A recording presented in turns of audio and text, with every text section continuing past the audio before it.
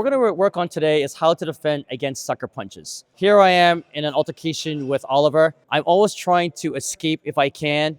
I'm always trying to verbally de-escalate the situation. What I would like you to do is try to get your hands up as quickly as possible. So you're not going to get into this kind of stance because it's very confrontational. I like to call it a non-violent posture. So I want to get my hands up as much as possible. It looks like I'm trying to calm the situation down. So it looks like this from the front. And you can see that I'm pretty particular where I place my hands. For myself, I want my hands in the middle. I don't want my hands like this. All right. Arguably, all right, we could debate this all day. It's easier for me to block circular punches, all right, versus straight punches.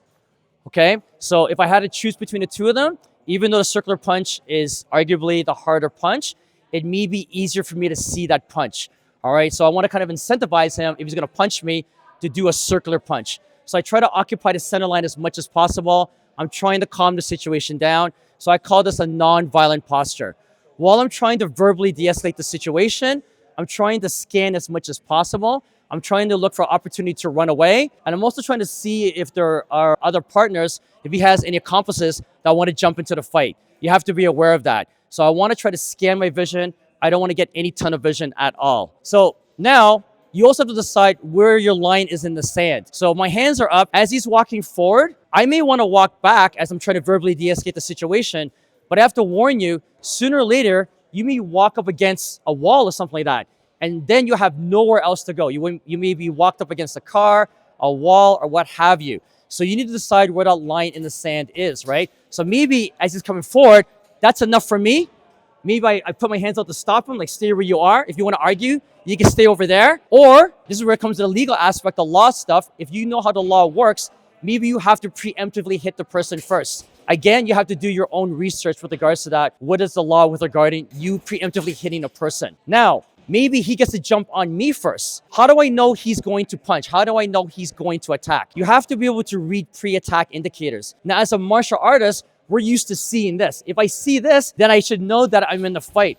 But a lot of times, fights can start like this, like posturing, and we don't really know we're in a fight until it's really too late. So how do I know that Oliver is going to attack? Maybe, and this is a very short list of pre-attack indicators, you can investigate this for yourself with your own searches. Maybe he steps back into a bladed stance. Maybe he starts clenching his fist or clenching his jaw. Maybe he has that so-called 1,000-yard stare where you're trying to verbally de-escalate the situation. He doesn't seem to be comprehending what you're saying, and he's looking through you, right? He's looking past you. Maybe, conversely, he's looking around.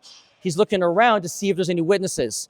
Or he's reaching for a weapon all the time. Another possibility, some people, when they're under stress, they can't really verbalize what's going on in their head. And so they keep saying the same thing over and over, all right? Whether that's swearing or the same phrase. You have to be able to look for those pre-attack indicators. You guys can do that research on your own. And you have to train to identify those pre-attack indicators. I can't react to something unless I know what to look for and what I see from my opponent. My opponent is giving me that particular information. Now, he actually throws a punch. When he throws a punch, I could choose to cover, or maybe I go towards him, all right? Maybe he attacks and I go towards him like this. Whatever tactic you decide to do, whether you're covering or whether you're going towards him, my only advice is not to put your head up in the air and to obviously use your arms. What I don't want to see is that when he attacks, is something like this, where you're kind of shying away and you're going to get the full onslaught of the punch. You need to make that commitment to go forward. This is why I always advise people, if you can, try to escape, try to run away, if you're not willing to get into a physical altercation. But circumstances are dictated now where I'm kind of stuck. I have to deal with a situation.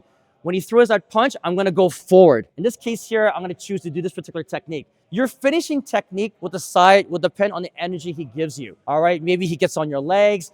Maybe you feel an opportunity to knee him. So here's an example here where he throws. I get inside there and I can knee him. Maybe we get into some kind of stand of grappling. I'm able to take him down to the ground or whatever. All right. But the finish will depend on the kind of energy he gives you. The most important thing I have to say with regards to sucker punching is to get your hands up, all right? Speak like a European, use your hands, try to control the center line as much as possible. Hey, I don't want to get into a fight. Try to pick up those pre-attack indicators. So when he throws that sucker punch, whatever, you're going to get in close and you're going to do whatever technique and then disengage. You have to know where your line is in the sand, all right? Otherwise, if he keeps walking forward and you keep moving backwards like this, sooner or later, you may run out of real estate. And now you're in a different kind of situation where he's pressed you up against the wall or the car.